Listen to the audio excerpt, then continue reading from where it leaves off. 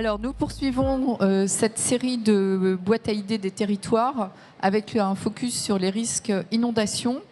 Et pour en parler, j'ai le plaisir d'accueillir Marie-France Beaufils. Vous êtes présidente du CEPRI, c'est-à-dire le Centre européen de prévention des risques d'inondation.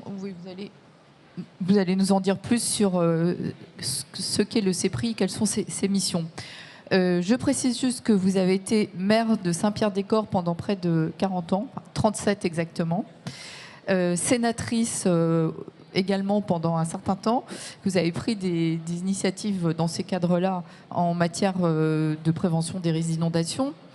Et je rappelle aussi que l'inondation, c'est le risque auquel les Français sont le plus exposés. Une récente étude démontrait qu'il y avait 18 millions de Français, qui correspond à peu près à 27% de la population, qui est exposée au risque d'inondation par débordement de cours d'eau, auquel on ajoute 1,5 million de personnes qui sont exposées aux submersions marines. Donc submersion marine, je rappelle, c'est quand c'est la mer, comme son nom l'indique, qui rentre dans la terre. Et aussi un chiffre sur un plan plus économique, pas directement économique, 56% des classements catastrophes naturelles des 40 dernières années sont liés en fait à des inondations. Et donc je reviens à ma question sur qu'est-ce que le CEPRI et quelles sont ses missions. Le Centre européen de prévention des risques d'inondation a été mis en place en 2006 avec la volonté d'un partage des expériences des collectivités territoriales soumises au risque d'inondation à partir d'un travail spécifique sur la Loire qui avait pu se faire grâce à une appréciation par la simulation d'une crue de la Loire, si elle se produisait maintenant, avec toutes les transformations qui ont eu lieu, et qui ont permis aux élus de s'approprier mieux la façon dont une inondation, une crue, aurait des incidences sur nos territoires et nous a permis de réfléchir autrement. Et donc, à partir de ce moment-là, le CEPRI est devenu une association de collectivités territoriales qui sont essentiellement des syndicats intercommunaux, mais aussi des collectivités comme les conseils départementaux, les conseils régionaux et aussi des EPTB qui tous ont la compétence qu'on appelle GEMAPI, c'est-à-dire gestion des milieux aquatiques et de la prévention des inondations. Et l'objectif, c'est un partage de connaissances, c'est un partage de bonnes pratiques, c'est un partage de la façon dont on peut transformer nos territoires, les aménager, les transformer. Et tout cela, nous le mettons en association à l'intérieur de notre structure et nous faisons en sorte que nous puissions les partager. En sachant que pour nous, le point de départ de notre action doit être d'abord une bonne analyse du risque sur son territoire pour pouvoir se projeter sur qu'est-ce que l'on peut faire pour que le territoire soit moins détruit, soit plus résilient.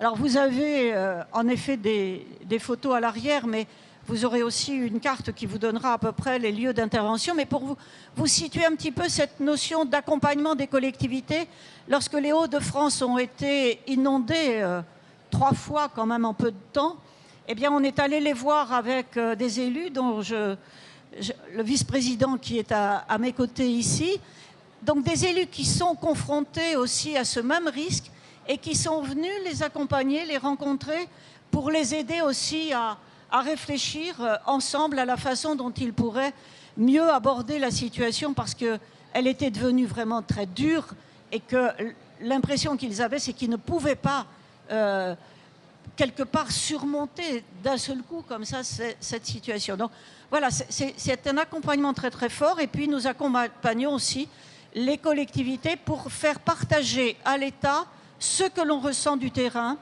et les évolutions qu'on aimerait voir par rapport à la réglementation, mais aussi la façon de traiter les sujets sur le terrain. Voilà, pour essayer de résumer, parce que le temps est court et que je ne voudrais pas rater un des sujets importants. Un des sujets importants. Mais comme vous avez parlé de la Loire, qui est évidemment que vous connaissez bien en tant que ancienne maire de Saint-Pierre-des-Corps, quand on s'est parlé pour préparer cette intervention, il y a vraiment quelque chose qui m'a frappé, que je voudrais partager avec le public, c'est que, en fait, les crues de la Loire, elles peuvent être liées à une violence d'épisodes cévenols qui se passe quasiment à l'autre bout de la France, et à la montée du niveau de la mer, au niveau de l'estuaire. Et en fait, ces deux éléments font que ça peut provoquer des crues. Et là, enfin, voilà, moi, c'était vraiment quelque chose que je pense que le caractère systémique et les effets dominos sur ces thématiques-là, c'est des choses, voilà, qui ne sont pas forcément très claires dans l'esprit du public, et peut-être pas toujours des élus, mais ça, votre travail contribue à lui faire prendre conscience de ces aspects-là.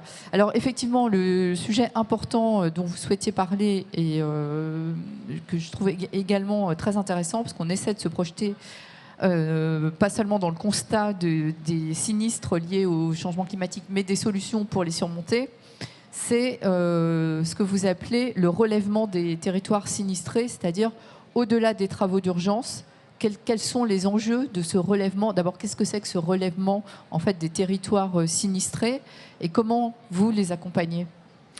Alors, les territoires sinistrés, bien souvent, vous en entendez parler pendant la période du traitement d'urgence. Hein. On doit nettoyer, on doit traiter tout un tas de situations, on doit reloger des gens, même si c'est temporairement, etc. Ça, c'est quelque chose qui se fait relativement rapidement, et on arrive à mobiliser des crédits qu'on appelle d'urgence sur cette période où on va par exemple refaire une route, même si elle est précaire, pour pouvoir répondre aux besoins. Mais quand l'année va être passée, on n'aura pas encore reconstruit le territoire. On n'aura pas, c'est ce que l'on dit, relevé le territoire. Et la perspective d'avenir de ce territoire qui a été fortement dégradé, je prenais un exemple avec Marie Ayvaux, notre directrice, ce matin, dans les échanges. Je disais, moi, ça me fait penser au plan de reconstruction après la Seconde Guerre mondiale sur certains territoires. La ville dans laquelle j'ai été maire a été détruite à 85%. Donc vous voyez pourquoi je prends cet exemple. Donc on sent bien que là, il faut une mobilisation absolument exceptionnelle pour permettre au territoire de ne pas être dans 10 ans, dans 20 ans. Éric Daniel Lacombe le disait tout à l'heure, il y a des territoires, quand ils doivent se reconstruire et repenser comment ils vont se reconstruire, eh bien, ils savent que ça va durer longtemps. Il faut que ça dure moins longtemps.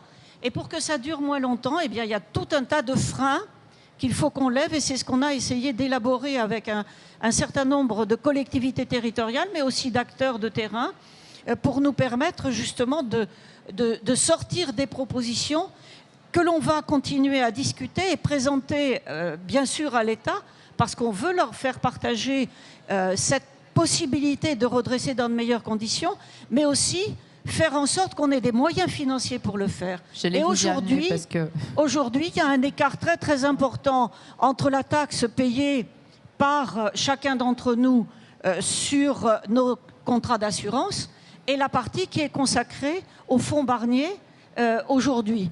Ces 150 millions qui sont disponibles, dont on ne sait pas vers quoi ils vont, nous proposons que ce soit la création du fonds de relèvement qui permettrait au territoire de se redresser plus rapidement et d'avoir enfin des perspectives d'avenir.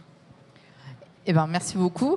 Il nous reste un petit peu de temps. Est-ce que vous voulez dire un mot du partenariat que vous avez noué, par exemple, avec la Fédération française du bâtiment? Parce que je trouve important de parler des ponts qui sont faits entre différents acteurs. En fait, on ne pense pas forcément spontanément à la FFB par rapport à ces risques d'inondation, et pourtant...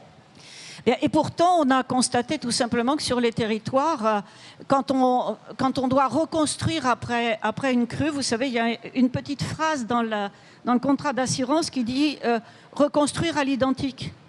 Nous, on pense qu'il ne faut pas reconstruire à l'identique. Il faut reconstruire en intégrant justement ce que pourraient être les conséquences d'une autre crue, et faire en sorte que, puisqu'on reconstruit différemment, eh bien, la prochaine crue, on la subira, mais moins lourdement, et on pourra au moins revenir vivre chez soi beaucoup plus rapidement. Donc avec la Fédération française du bâtiment, on a décidé de sortir des livrets de conseils aux artisans, et puis on va faire de la formation des artisans avec la Fédération française du bâtiment dans les différentes régions, pour aider ces artisans à comprendre que quand ils interviennent dans un territoire soumis au risque d'inondation, eh bien, il faut qu'ils essaient d'utiliser des règles. Et on a fait une toute petite plaquette qui est là pour les habitants et qui leur permet de l'expliquer comment je construis, je reconstruis, mais différemment, avec tout un tas d'idées et de suggestions pour leur permettre de mieux vivre demain après les travaux qui auraient été faits dans leur maison.